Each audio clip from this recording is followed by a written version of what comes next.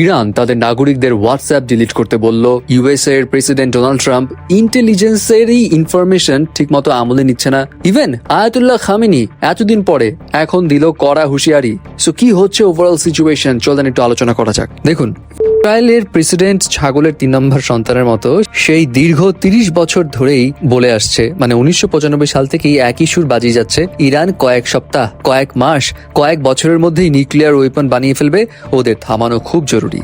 Time is running out. They're very close. They're 6 months away from being about 90% of having the enriched uranium for an atom bomb. Weeks away from having the fissile material for an entire arsenal of nuclear bombs. Iran could produce a nuclear weapon in a very short time.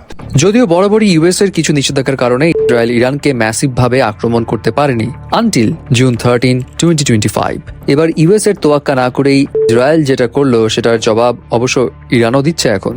কিন্তু বিষয় হলো, US এর president Donald Trump অতিমাত্রায় বিষয়গুলোতে নাক গলাচ্ছে, বিভিন্ন রকমের statement দিয়ে ইরানকে চাপের উপর রাখার স্পষ্ট ইঙ্গিত দেয়। ইসরায়েলের সাথে বন্ধুত্বপূর্ণ সম্পর্কের কারণে হোক কিংবা রাজনৈতিক চাপে হোক, ডোনাল্ড ট্রাম্পের কারণে আমেরিকা মেবি দ্রুতই ডিরেক্টলি এই সংঘাতে ঢুকে পড়তে পারে, এমনটা অনেক আশঙ্কা করছে। ফর এক্সাম্পল, রিসেন্টলি ইউএস এর ইন্টেলিজেন্স থেকে বলা হয় ইরানের নিউক্লিয়ার ওয়েপন বানানো দ্রুত সম্ভব না, এটা বানাতে আরো কয়েক বছর লাগবে, সো এত চাপ নিয়ে লাভ নাই। কিন্তু ট্রাম্পের জবাব ছিল সো হোয়াট, মানে সে এখনই অ্যাকশন নিতে চায় এমন একটা ভাব। এছাড়া ইরানের supreme leader Ayatollah Ali Khamenei, তাকে নিয়েও ডোনাল্ড ট্রাম্পের স্টেটমেন্ট ছিল এমন যে, আমি জানি ইরানের সুপ্রিম লিডার কোথায় আছে, তাকে এখনই আমি খতম করব না। কিন্তু ডোনাল্ড ট্রাম্পের কথাবার্তা ফাঁকা মাঠে বুলি আওড়ানো টাইপ অনেকের কাছে মনে হলেও তার এমন ভাবভঙ্গি দেখে অনেক ইন্টেলিজেন্স এজেন্সি চিন্তিত সে আমেরিকাকে ডিরেক্টলি এখানে ইনভলভ আবার না করিয়ে দেয়। এখন চাপে রাখার চেষ্টা চালালেও চেষ্টা যে খুব বেশি ফলপ্রসূ হচ্ছে এমন নয়, বিকজ আয়াতুল্লাহ আল খামেনি তিনি এতদিন পর চুপ থেকে টুইটার হ্যান্ডেলসে অবশেষে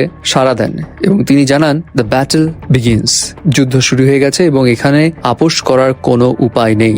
মোট কথা ইরানও বুঝিয়ে দিচ্ছে তারা দমে যাওয়ার মোটেও পাত্র নয়। এছাড়া আরেকটা বিষয় রয়েছে, ইরানের মিডিয়া থেকে বলা হচ্ছে ইরানের নাগরিকরা যাতে তাদের ফোন থেকে হোয়াটসঅ্যাপ এই অ্যাপটা একদম ডিলিট করে দেয়, বিকজ তাদের কথা হলো এই হোয়াটসঅ্যাপের মাধ্যমে অনেক গুরুত্বপূর্ণ ডেটা ইউএস এর হাতে চলে যায়, যেই ডেটার মাধ্যমে তারা অনেক গুরুত্বপূর্ণ লোকেশন ট্র্যাক করতে পারে, যেটা ইরানের জন্য এখন অবশ্যই অ্যাফোর্ড করা পসিবল নয়। বাট মেটার তরফ থেকে বলা হচ্ছে ইরানের এমন স্টেটমেন্ট পুরোপুরি ভিত্তিহীন, তারা যে সমস্ত কথা বলছে তথ্য প্রমাণ ছাড়া বলছে এবং এগুলো বিভ্রান্তিকর। যাই হোক, এর মাঝে যখন ইলন মাস্কও বলেছিল যে তার স্টারলিংক সে এখানে ইন্টারনেট সাপোর্ট দিচ্ছে, ওই সময়তেও কিন্তু এমন একটা গুঞ্জন উঠেছিল যে স্টারলিংকের এমন সাহায্য করা হতে পারে হিতে বিপরীত, হতে পারে স্টারলিংকের মাধ্যমে অনেক ইনফরমেশন ইরানের বাইরের দেশে চলে যেতে পারে, স্পেশালি ইউএস এর হাতে। যাই হোক, এখন সিচুয়েশন তো দিকে যাচ্ছে, প্রতি মুহূর্তেই জিনিসটা আরো চেঞ্জ হচ্ছে।